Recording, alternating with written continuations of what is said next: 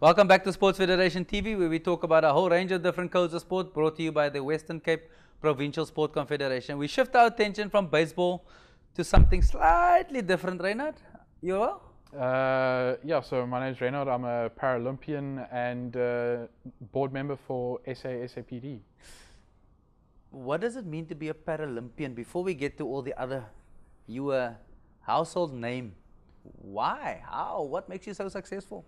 Yeah, so it's taken me probably about 10 years to reach the level of international participation, to get my South African colours, and then everything just went amazingly from there. Two-time world champion, Paralympic gold medalist, and very recently bronze medalist at the Commonwealth Games. Awesome, awesome.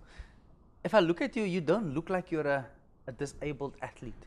What is your disability, and how does one class disability? So my disability is cerebral palsy, which affects the right side of my body, so my right leg and my right hand. And basically cerebral palsy is some form of brain damage, either during a motor vehicle accident or during the birthing process.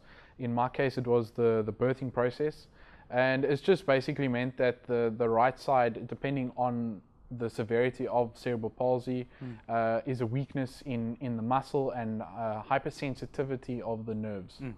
So based on that and the fact of limited use of your right hand, left, and your right leg, you then get classed in a specific class, if I understand it correctly. That's correct. So every person with a disability, doesn't matter whether you are quadriplegic, cerebral palsy, amputee, you go through easy terms, we'll just say a test. And we have qualified classification people that will go and do certain tests on you, that is set out by the International Paralympic Committee, and they will then determine where you fall within the Paralympic movement and what classification you are. So for example, like me, I'm a F38, the F meaning field, and the 38 is the 30s is for cerebral palsy class, and the number 8 is the severity of the disability. Okay, so you get a H1, you get all kinds of different classifications, because people don't seem to understand the classification system. They say, oh, he's a H1 or a F2 or whatever, but no one ever explained it as simply as you did. Yeah, you know, look, that's as simple as I can put it, but the classification process is very in-depth, it's very complicated, and it takes years and years for someone to go through the training and become an expert within classification. We're lucky to have Hilary Beaton as the head para-athletics classifier internationally. She's based in Cape Town. So we're very, very proud to have her in South Africa and in Cape Town, looking after para-athletics in South Africa and worldwide. I know that Lily's also done a range of different classification workshops with other codes of sport, not just athletics. So she's imparting her knowledge across different codes of sport, which is great, because it helps us as South Africans to understand the disability sector, number one, and two, how more classifiers become qualified. That's correct. I mean, classification, like I said, is not an easy thing to do. It's very complex. So it really takes someone dedicated to want to learn and want to, you know, make sure that the sport is justified, and that is the starting point for fair competition, is classification. So there's different classification codes amongst all 16 different sporting codes, and each code has a very specific rules and regulations with regards to what can be classified and what can't be classified. Reynard, now that we understand your classification, how complicated and difficult is it for you to train and to be a Paralympic champion?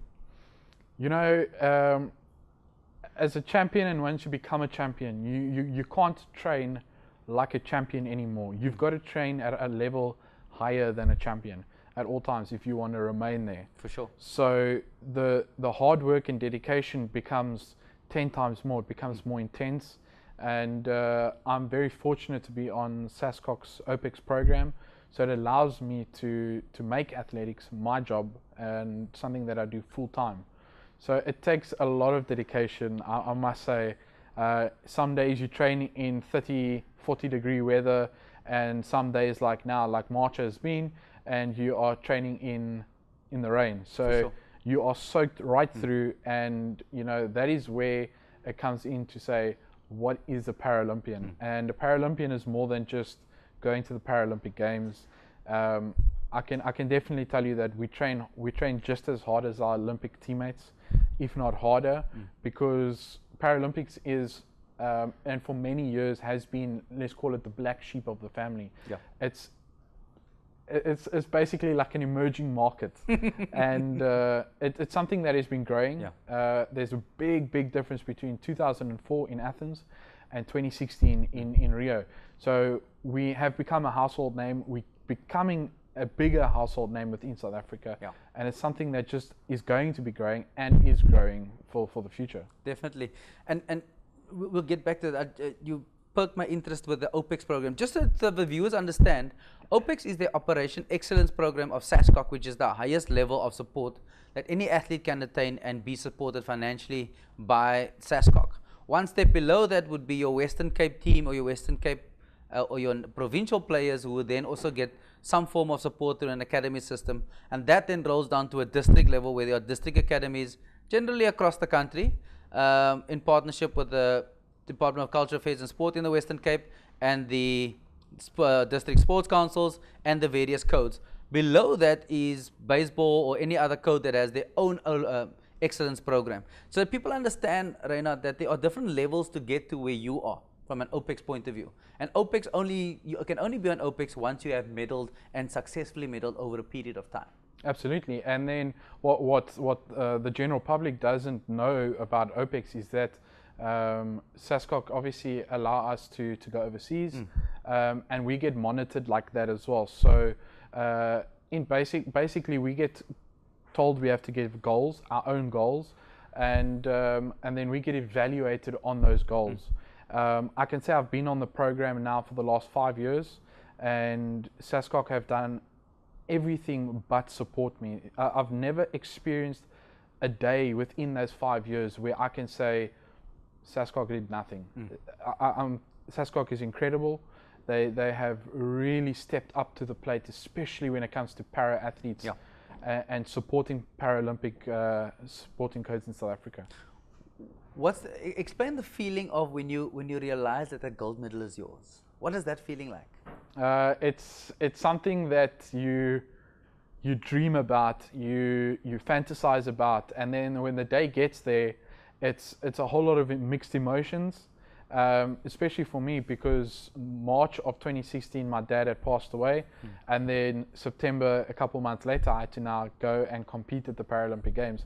So, you know, in a person's life leading up to a big event like that, so many things happen, so many things go through your mind.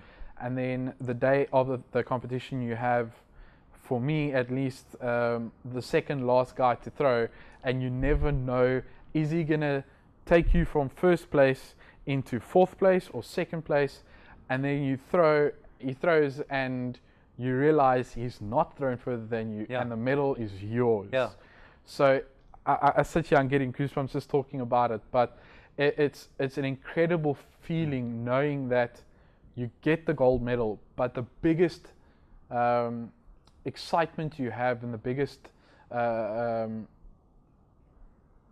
craze you have, if I can put it that way, is after receiving the medal and going back onto your cell phone and looking at social media and seeing how South Africa has gotten behind you and sent you messages, whether it is through Team South Africa or they've managed to find your own account, to see the support from South Africans to show how much that medal has now meant to the country. I think that for me stands out the most. And it's that sense of camaraderie, knowing that you're part of a family more than anything else, that the family of South Africa supports you. Absolutely. I think once a Paralympian, always a Paralympian. And the saying goes for once an Olympian, always an Olympian. And the family in sport, no matter what code it is, always supports. And going from there, it's incredible to see how South Africa is moving forward within the world of sport. Definitely. Talking about moving to the world of sport, how are we moving in terms of para sport? I know that you have a big competition coming up. You want to tell us a bit about that? Yeah, so the world of Paralympic sport within South Africa has got such a big boost with us announcing our new title sponsor, which is Toyota South Africa. Awesome, awesome. And that lines in with the global sponsor of Toyota within the Paralympic movement and the International Paralympic Committee. So Toyota have come out and said that when they come on board, we want to make sure that SAPD as a national federation and its para-athletes become an even bigger household name within South Africa. So when you hear the word Toyota, you automatically see Paralympics, you see para-athletes. Nice. So their support, the deal with Toyota has come at such a crucial point. With I think almost 500 days, if not less now, to Tokyo 2020, that these national championships now in the next 10 days is going to be very, very crucial for the qualifying stage in getting to 2020. And that is the magical trick, is to assist the athletes to be able to deliver for qualification. Absolutely. And with Paralympic sport as it is in South Africa, like I said, it's an emerging market, if I can say. Then it's growing every single day, but so much more can be done. The local, media in South Africa need to really get behind us, because every single person with a disability has an incredible story. I always say that I sit here and yes, I have cerebral palsy, but I feel as a person I don't have a great story to tell, but my story was never giving up and continuing as an athlete and not leaving the sport and just becoming an ordinary citizen. I pursued on and I'm missioned on to where I am now, a Paralympic champion. So that is, I would say, my story. And there's so many great stories out there within the world of Paralympics that South Africans can really grip to.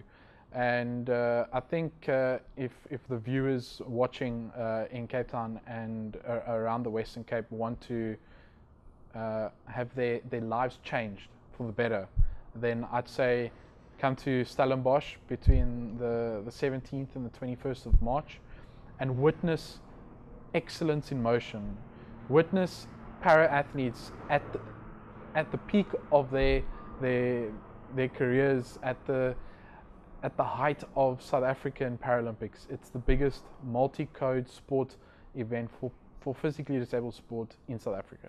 And the best of the best around the country will be there, all wanting to qualify for 2020. Absolutely, and it's not just South Africans that are going to compete.